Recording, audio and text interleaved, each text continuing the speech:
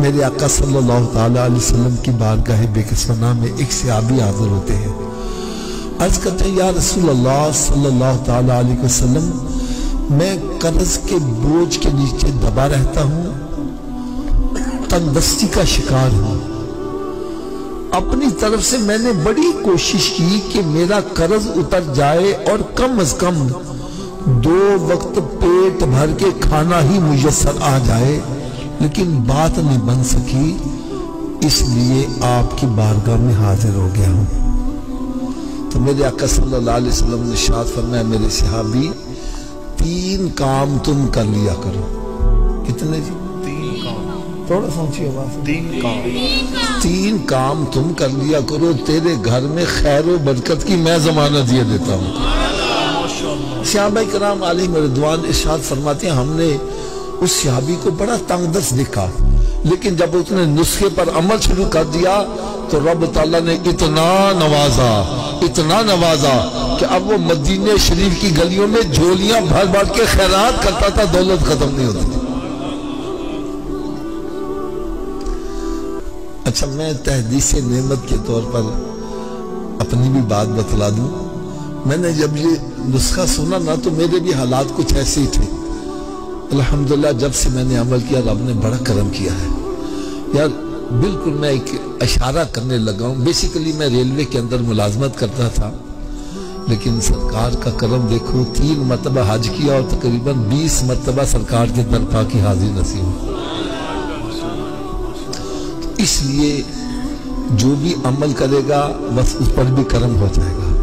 وہ 3 کام کون کون سے سنو. نمبر 1 فرمایا جب گھر میں داخل ہو تو گھر والوں کو سلام کر دیا کرو. اگر گھر میں کوئی نہیں تو خالی گھر کو ہی سلام کر دیا کرو.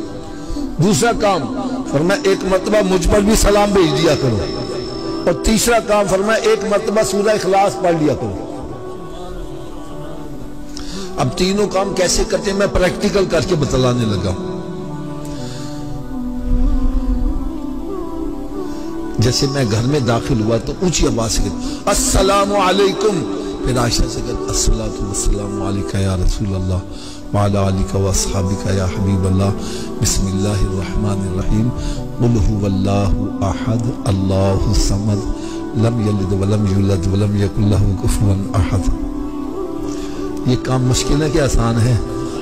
سبھی کر لو گے انشاءاللہ. آواز کم ہو گئی ہے. اچھا آپ سب کے دل میں شوق تو پیدا ہوا ہوگا کہ ہم کر لیں گے, لیکن آپ بھول بھی جاؤ گے. تو یاد رکھنے کا بھی نسخہ بتلا دوں.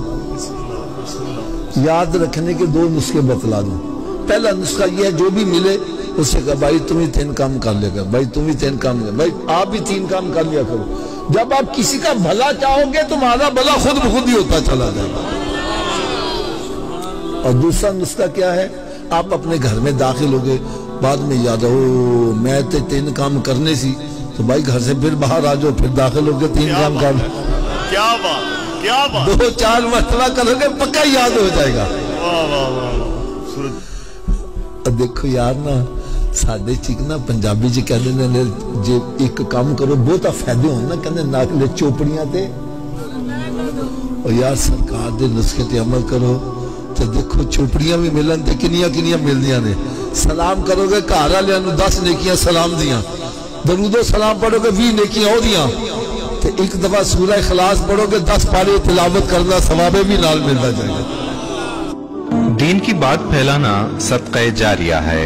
ثواب کی نیت سے ویڈیو کو شیئر ضرور کیجیے. جزاک اللہ.